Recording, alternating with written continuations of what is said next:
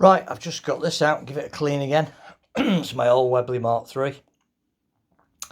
I just thought I'd have another closer look at this just to show you. Once again, anyone that's not handled one of these or never seen one, what they're missing really.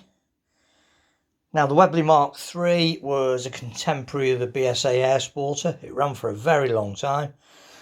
It ran from about 56, I think it was, all the way through to the late 70s, well, mid 70s.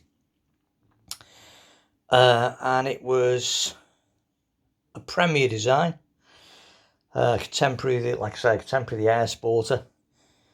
And all in all, this was a gun that was made to an engineering standard rather than a price.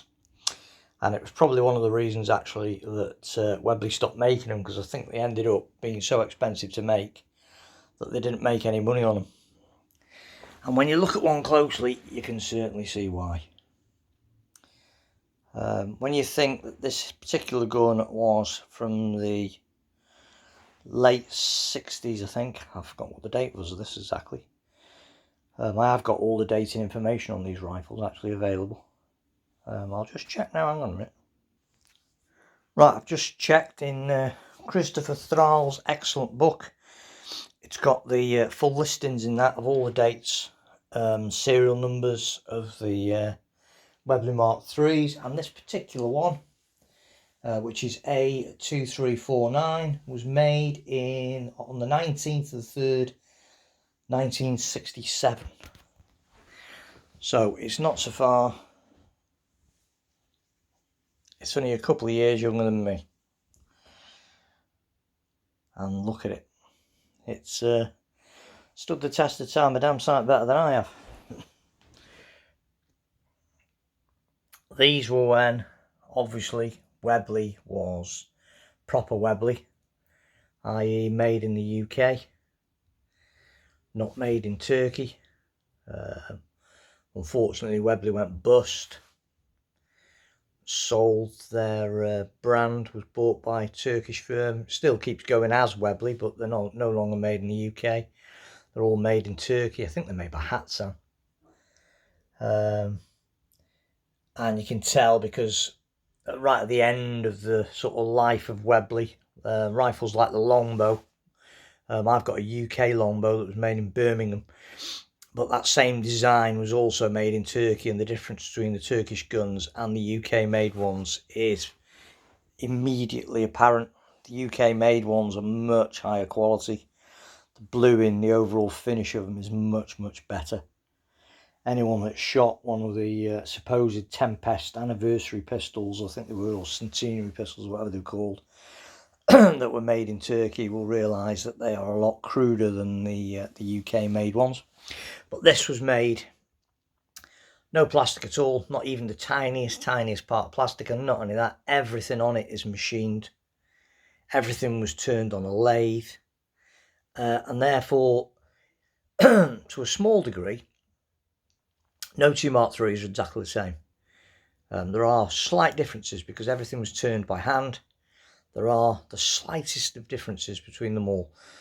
The tapering barrel was all done by hand. And that's beautiful. And everything, these taps, these gas taps, airtight, hand-reamed in situ. Just all round beautiful. I mean, look at that. Look at that finish on that. And that's from a gun from 1967. It's never been reblued. There are a few scratches on this particular example I've got here. I've had this a long time. They weren't powerful. Even as brand new, you were lucky to get 10 foot-pounds out of them. I mean, very lucky to get 10 foot-pounds out of them.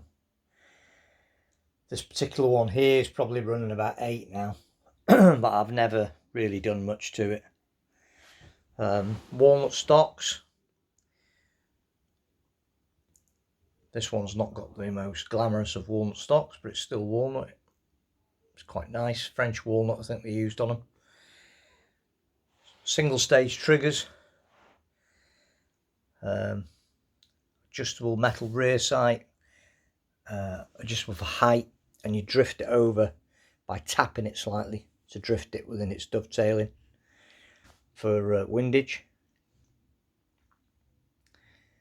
Obviously an underlever, and all in all, an absolutely beautiful bit of kit. Stunning rifles they were. Absolutely stunning. They certainly don't make guns like this anymore. They really don't. When you look at this compared to my my new Diana N-Tech, which is very nice, don't get me wrong, the N-Tech is a lovely rifle, but when you look at something like this and you think of the age of this thing, you could see that the bluing, the polishing and the metal work before it's been blued, it's just so much better. It really is. I mean, look at it. What a beautiful rifle.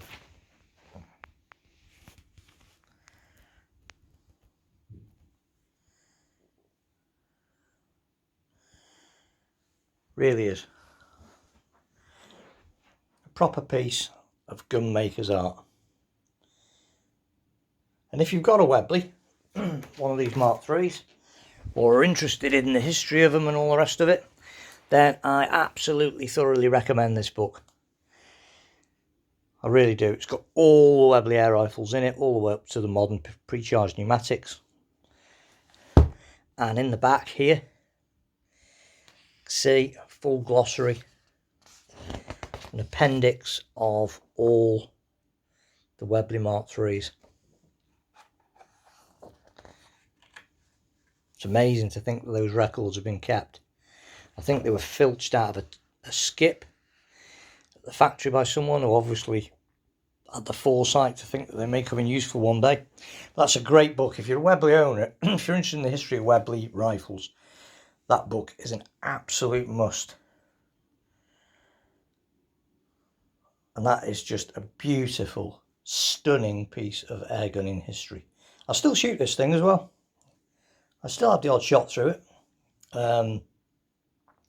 Obviously only at tin cans.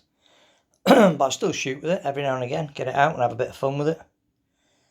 And it's just a fantastic old thing. The old girl's still going well. Should probably do the new mainspring and probably do the new piston washer.